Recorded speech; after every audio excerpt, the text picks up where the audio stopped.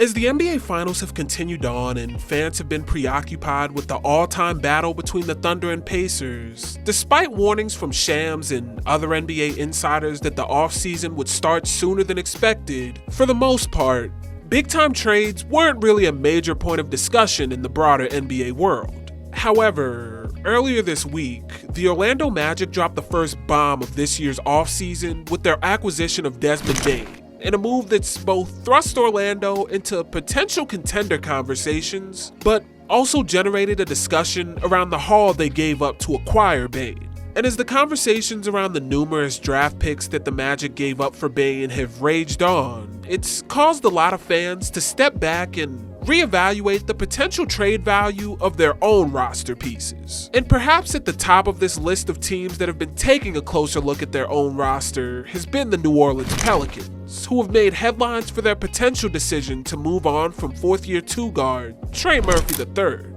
But as media insiders and NBA pundits have put the Pelicans on blast for their hefty asking price for Murphy, the only thing that's been made crystal clear by their reaction and the broader reaction of the league as a whole is that we may very well have no idea just how good Trey Murphy is. And in examining his career through the journey from prospect to rotational piece to legitimate number one scoring option, we can learn a lot about the power of playing a role, the reality of untapped potential in the league, and what can happen when larger team failures and storylines obscure the progress of individual pieces. So, let's talk about Trey Murphy, his journey through the league, and the makings of a hidden superstar. In order to understand how Murphy has become such an underrated player, we first have to go back to his days as a prospect just prior to joining the NBA, because a quick look at his draft scout reveals that the only thing that stood in the way of Murphy being a star was his own perception of himself. To clarify, after spending his first 2 years of college dominating at Rice, Murphy transferred to Virginia for his junior year, where he was billed as the prototypical 3-and-D wing for better or for worse. The 6'9" guard would average 11.3 points and 3.4 rebounds on a ridiculous 50.3% from the field and 43.3% from three while taking nearly 5 a game. Murphy's high-level efficiency was the result of him being utilized mainly as a play finisher for Virginia, and according to an article from The Athletic, he was not only assisted on 72% of his two-point shots, but over 90% of his three-pointers, and out of the 127 total shots he took in the half-court, only 12 of them came off the dribble. This lack of on-ball creation was both a result of the role that Murphy played in Virginia's offense, but also a noticeable passiveness that he had on court, which was received by some scouts as a lack of belief in his own abilities, with one scout outright saying, quote, "At times, he doesn't seem to understand what he's capable of." And as we'll come to see, this idea of passiveness and a mental glass ceiling would be the guiding principle for Murphy's early career, and ironically, it would be exactly what allowed him to fly under the radar for so long. But for now, as a prospect, Murphy's passiveness wasn't much of a concern, and his elite mix of high-level athleticism, physical tools, and shooting ability made him a premium entering the league. And desperate to add shooting to their ever-struggling lineup, the New Orleans Pelicans acquired Murphy on draft night after the Grizzlies took him 17th overall. Now, entering New Orleans, Murphy was joining a team in desperate need of his shooting prowess, as they were fresh off a season where they finished 27th in the league in three-pointers made per game at 10.6, and they were 26th in three-point percentage, only connecting on 34.8% of their shots from behind the arc. So the addition of a 6'9" sniper was certainly welcome and highly anticipated, especially after Murphy's impressive Summer League showing where he earned all Summer League honors and helped New Orleans to an unbeaten record. Unfortunately though, when the season began, Murphy was underwhelming to say the least. Through the first 46 games of the season, as New Orleans struggled to a 22-24 record, Murphy struggled mightily to find his footing, only averaging 3.8 points and 2 rebounds on 34% from the field and 33.9% from three, only taking 3.5 shots a game. However, the switch would flip for Murphy on March 9th, when New Orleans, who was missing their top 2 scorers and desperately in need of offensive firepower, matched up with the Charlotte Hornets and set the stage for a breakout performance. Because Trey would drop a 32-point masterpiece, taking by far the most shot attempts of his young career that night, going 12 for 20 from the field, including a deadly 7 for 12 from 3. And following this performance, Trey would turn a corner as he'd boost his averages to 9.7 points and 3.4 rebounds while returning to the deadly efficiency he'd had in college, shooting 46.3% from the field and 43.8% from 3 respectively. This efficiency catapulted Murphy to the top of the league over the final month of the season,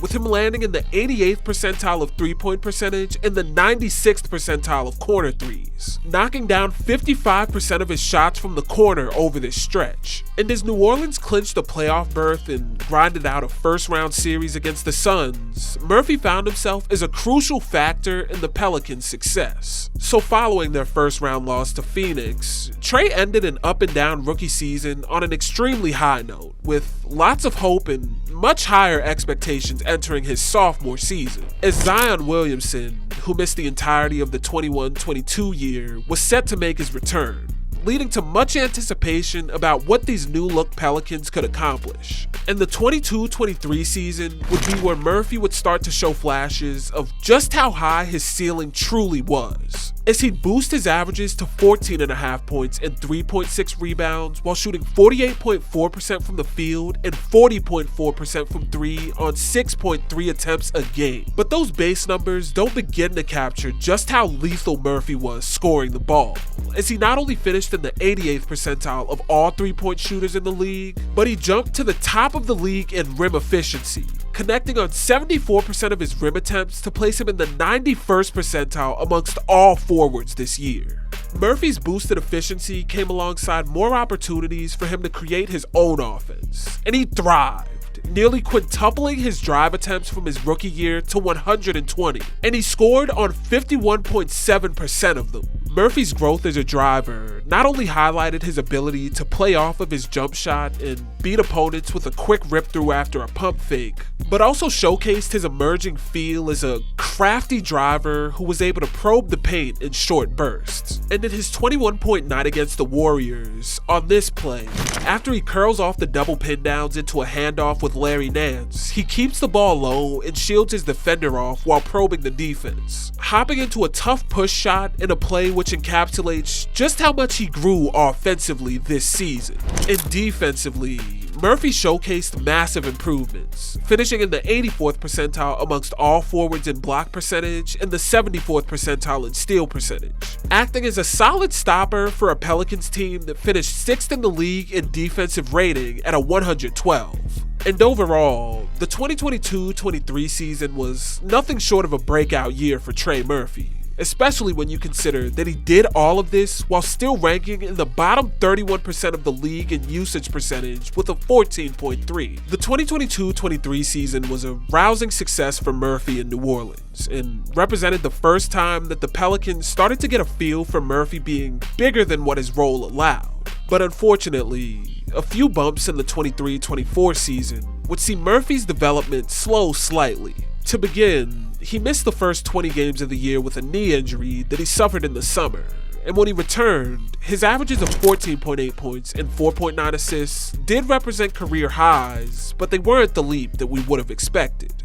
Over this season, he'd shoot 44.3% from the field and 38% from 3 while taking 7.8 a game. And while his percentages were a bit lower, he showcased some incremental growth with a more diverse scoring arsenal, connecting on 40.9% of his pull-up jumpers this year, up from the 36.4% he shot previously. Despite him only taking 44 pull-up attempts on the whole year, his boost in shot attempts came with notably less games played due to injury. And what's more is, his rim and catch-and-shoot efficiency still stayed near the top of the league, as he finished in the 97th percentile of rim scorers, and he was tied for 6th place in catch-and-shoot threes, knocking down 2.3 a game. But as the 2023-24 season came and went, the combination of Murphy's knee injury and his decreased role off the bench mostly made the year a stagnant one, with the expectations for the 2024-25 season still high but much more tame compared to what they'd previously been. However, as the 2024-25 season progressed and the Pelicans saw their main contributors exit the team through a mixture of injuries and front office decision making, Murphy's increased on-ball opportunities made him a revelation to the league.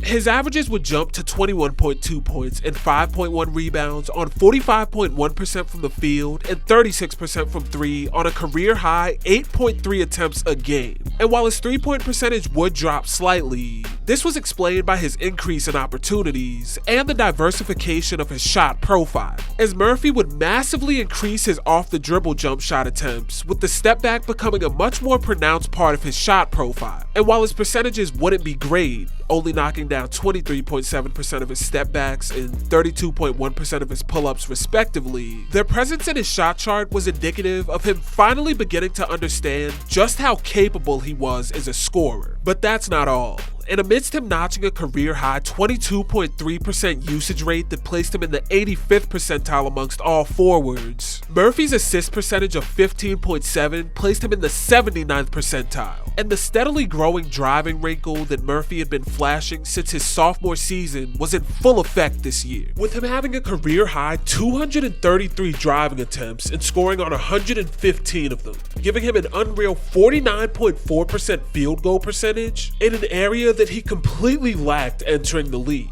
And to be clear, Murphy still had top of the league level efficiency in the grand scheme of things, finishing in the 78th percentile of points per shot attempt with a 55.1% effective field goal percentage that was quite impressive for a guy who took on such a large offensive burden compared to what he'd previously had. Murphy's 2024-25 campaign and really his career as a whole can act as the perfect case study in what can happen when confidence meets opportunity and how the league's structured system of roles can sometimes hide talent to the broader NBA fan base. From the time he entered the league, Murphy was lauded as a guy whose talent had been misallocated in college and subsequently led to him not understanding his true potential. And as he grew through New Orleans and was slowly given a longer and longer leash, both the league and himself began to see just how capable he was when given the opportunity to prove himself on the biggest stage. And it's all culminated in the current moment, where Murphy stands as perhaps the most underrated piece in the league, with trade rumors being misunderstood by fans who don't understand the caliber of player that just might be on the table. So the next time you see your team involved in Trey Murphy trade rumors, don't be too quick to write off the deal as being too pricey, because what we very well may be looking at is a superstar hidden in plain sight. But with all that being said, that's gonna do it for this one. Hopefully you enjoyed, and hopefully I can catch you in the next one.